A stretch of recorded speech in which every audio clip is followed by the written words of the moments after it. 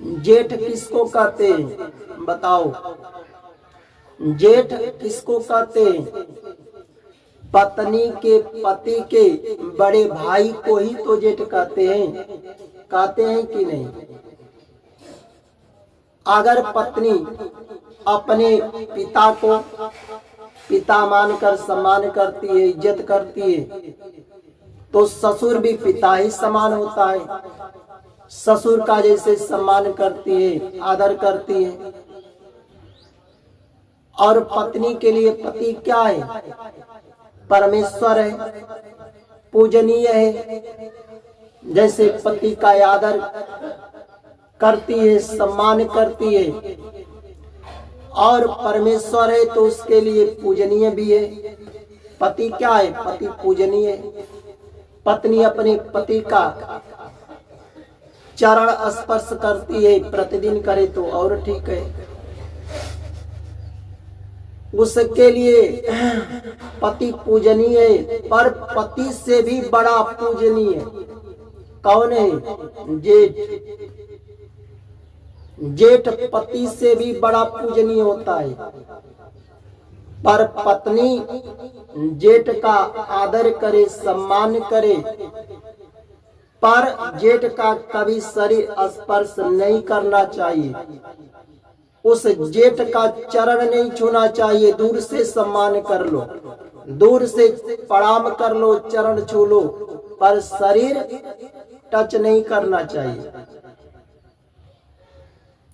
अगर जेठ भले ही विद्या में हीन है, बुद्धि में हीन है, कितना भी विद्या से हीन हो, बुद्धि से हीन है, पर पत्नी को जेठ का आदर करना चाहिए, सम्मान करना चाहिए।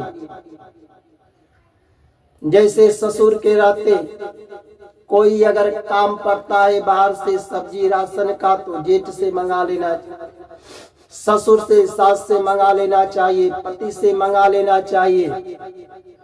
उसी तरह जेठ से बाहर का काम कराने पर जेठ का सम्मान करना चाहिए, इज्जत करना चाहिए।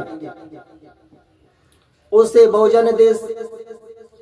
भोजन देना चाहिए, पानी देना चाहिए ला करके, उसके दुख में काम आना चाहिए, पर शरीर स्पर्श नहीं करना चाहिए। क्योंकि जेठ भी जैसे तुम्हारा पिता है, ससुर है, उसी तरह जेठ भी ससुर के समान पूजनीय होता है। सम्मान करना चाहिए, इज्जत करना चाहिए, पर शरीर स्पर्श नहीं करना चाहिए। और जेठ को भी छोटे भाई के पत्नी को क्या मानना चाहिए? जैसे तुम्हारी लड़की है, लड़की का सम्मान करते हो, आदर करते हो, उसी तरह छोटे भाई की पत्नी लड़की समान होती है। यह हम ही नहीं, शास्त्र में भी लिखा है, रामचरितमानस में भी लिखा है। लड़की समान होती है, उसका लड़की समान होती है। आदर करो, सम्मान करो। और कोई उसे बुरी नजर से देखता है, छेड़खानी करता है, इज्जत पर हाथ लगाता है, तो समझो कि हमारी लड़की पर हाथ लगाता है। वह दंड का अधिकारी होता है, दंड का पात्र होता है। बाली का नाम सुने हो? बाली किष्किंधा का राजा था। कहाँ का राजा था? किष्किंधा का राजा था। और बाली का भाई था सुग्रीव। सुग्रीव को रहते ही बाली ने, राजा था ही, राजा के पास क्या होता है? सब सेना होता है, पूरी शक्ति होती है। अपने भाई को रहते उसकी पत्नी को छीन लिया था, अपने घर में रखा था रूमा को, और अपने भाई सुग्रीव को राज से भी निकाल दिया था। राज से निकाल दिया जब भगवान राम का 14 साल के वनवास हुआ था। जब वन में गए तब सुग्रीव से मुलाकात हुआ, मित्रता हुआ। राम जी पूछे, बताओ किस कारण इस जंगल में आए हो, यहाँ अकेला भटक रहे हो, उसके साथ और भी। तो सुग्रीव ने बताए, मैं बाली का छोटा भाई हूँ, हमारा भाई बाली किष्किंधा का राजा है, हमारी रातें हमारी पत्नी को छीन लिए और हमें राज्य से निकाल दिए। सुग्रीव की बात सुनकर भगवान तो जानते थे अंतर्यामी है, पर भगवान तो भगवान सब कुछ जानते हुए भी पूछे। भगवान जाने कि बहुत बड़ा पाप किया इसने। भगवान ने उसे वचन दिए कि जाओ तुम युद्ध करो, उससे लड़ाई, उसे मार देंगे और तुम्हें किष्किंधा का राजा भी बना देंगे। भगवान का किस लिए अवतार होता है? अत्याचार पापियों को मिटाने के लिए ही। सुग्रीव गया युद्ध लड़ने के लिए। भगवान राम ने बाली को पेड़ की आड़ में छिपकर मारे थे कि नहीं?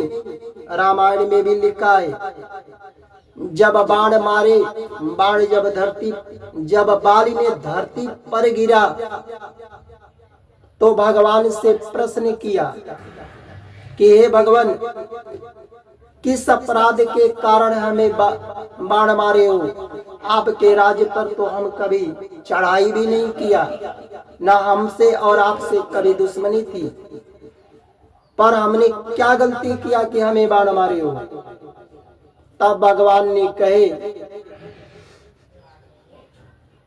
अरे पापी, तूने पाप किया था।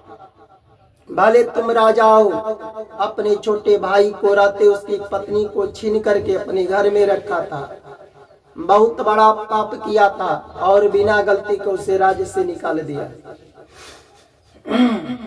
हमारा जन्म तो अत्याचार पापियों को मिटाने के लिए होता है। तब भगवान ने बताए, सुन कौन सा पाप किया था। अनुज बधु भगनी सुत नारी, 69 कन्या सम एचारी, इन्हीं कुदिष्ट बिलो कई जोई, ताहि बधे कछु पाप न होई। अनुज छोटे भाई की स्त्री, पुत्र की स्त्री, बहन और लड़की, ये चारों समान होती है। इसको अगर कोई भी बुरी नजर से देखता है, छेड़खानी करता है, इज्जत पर हाथ लगाता है, इज्जत लूटा है, उसे मारने से कोई भी पाप नहीं लगेगा। अगर जबरदस्ती कोई छेड़खानी करता है, इज्जत लूटा है, तो उसे दंड ऐसा ही मिलना चाहिए। धर्म के अनुसार वहां से कोई पाप नहीं है। इसलिए ये चारों समान होती है। छोटे भाई की स्त्री, पुत्र की स्त्री, अपना बहन, चाहे बहन समान कोई भी हो दुनिया का, और लड़की, ये चारों समान होती है। इस चारों को सम्मान करना चाहिए, इज्जत करना चाहिए, और कोई भी बुरा नजर से जबरदस्ती देखे, इज्जत पर हाथ लगाए, उसे छोड़ना भी नहीं चाहिए। उसे ऐसा दंड दो कि दूसरा कोई ऐसे सोचकर कोई कदम न उठाए। अगला वीडियो में फिर मिलेंगे। अधिक से अधिक लाइक करना।